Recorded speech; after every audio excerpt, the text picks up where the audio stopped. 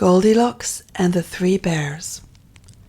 There was once a little girl whose hair was so bright and yellow that it glittered in the sun like spun gold. For this reason she was called Goldilocks. One day Goldilocks went out into the meadows to gather flowers. She wandered on, and after a while she came to a forest where she had never been before. She went on into the forest, and it was very cool and shady. Presently she came to a little house, standing all alone in the forest, and as she was tired and thirsty, she knocked at the door. She hoped the good people inside would give her a drink and let her rest a little while.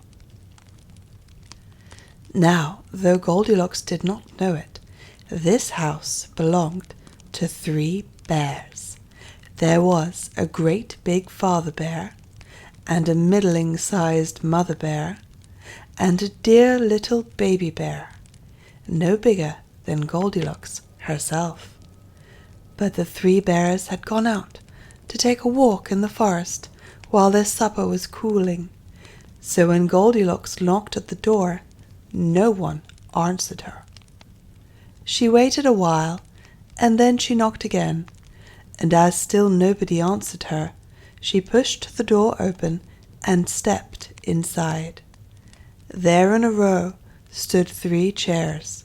One was a great big chair, and it belonged to the father bear, and one was a middling-sized chair, and it belonged to the mother bear, and one was a dear little chair, and it belonged to the baby bear. And on the table stood 3 bowls of smoking hot porridge. And so, thought Goldilocks, the people must be coming back soon to eat it. She thought she would sit down and rest until they came. So first she sat down in the great big chair, but the cushion was too soft. It seemed as though it would swallow her up. Then she sat down in the middle-sized chair, and the cushion was too hard, and it was not comfortable.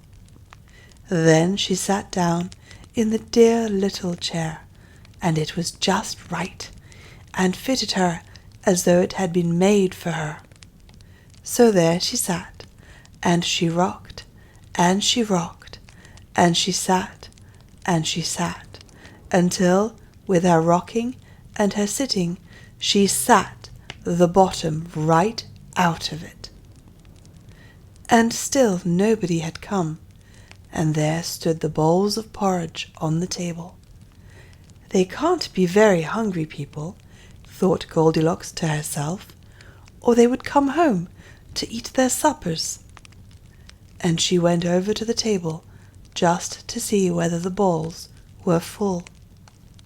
The first bowl was a great big bowl with a great big wooden spoon in it, and that was the father bear's bowl.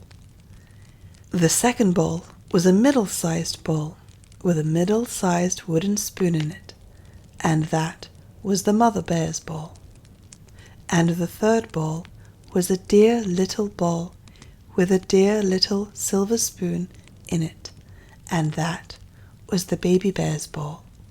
The porridge that was in the bowls smelled so very good that Goldilocks thought she would just taste it. She took up the great big spoon and tasted the porridge in the great big bowl, but it was too hot. Then she took up the middle-sized spoon and tasted the porridge in the middle-sized bowl, and it was too cold. Then she took up the little silver spoon and tasted the porridge in the dear little bowl, and it was just right, and it tasted so good that she tasted and tasted and tasted and tasted until she tasted it all up.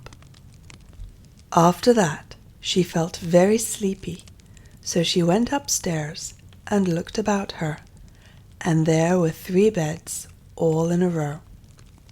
The first bed was the great big bed that belonged to the father bear, and the second bed was a middling-sized bed that belonged to the mother bear, and the third bed was a dear little bed that belonged to the dear little baby bear.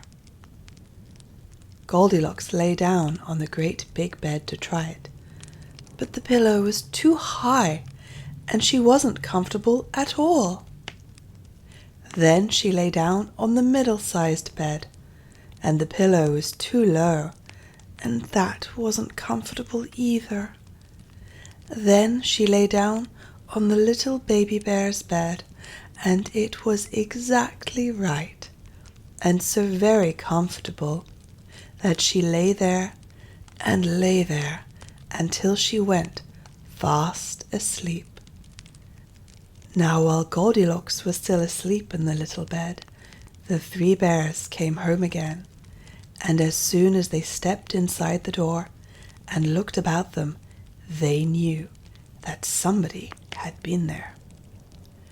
"Somebody's been sitting in my chair," growled the father bear in his great big voice, "and left the cushion crooked." "And somebody's been sitting in my chair," said the mother bear, "and left it standing crooked." "And somebody's been sitting in my chair," squeaked the baby bear in his little shrill voice, "and they've sat and sat till they've sat the bottom out," and he felt very sad about it. Then the 3 bears went over to the table to get their porridge. "What's this?" growled the father bear in his great big voice.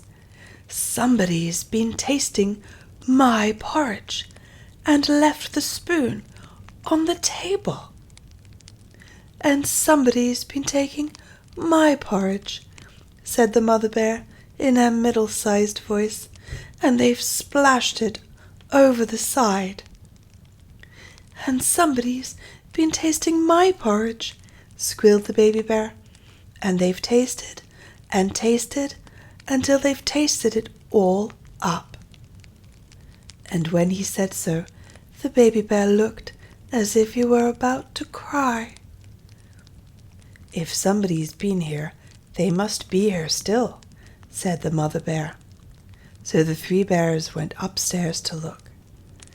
First, the father bear looked at his bed. "Somebody's been lying on my bed and pulled the covers down," he growled in his great big voice. Then the mother bear looked at her bed. "Somebody's been lying on my bed and pulled the pillow off," said she in her middle-sized voice. Then the baby bear looked at his bed, and there lay little Goldilocks, with her cheeks as pink as roses and her golden hair all spread over the pillow. "Somebody's been lying in my bed," squeaked the baby bear joyfully, "and here she is still."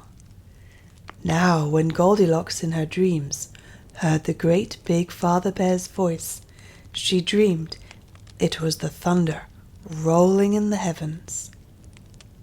And when she heard the mother bear's middle-sized voice, she dreamed it was the wind blowing through the trees.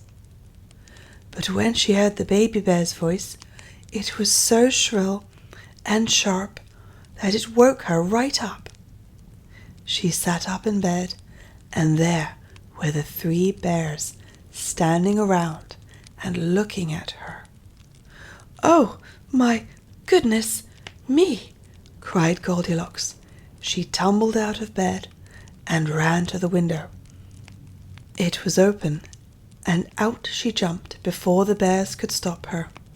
Then home she ran as fast as she could, and she never went near the forest again. But the little baby bear cried and cried, because he had wanted the pretty little girl to play with. The end.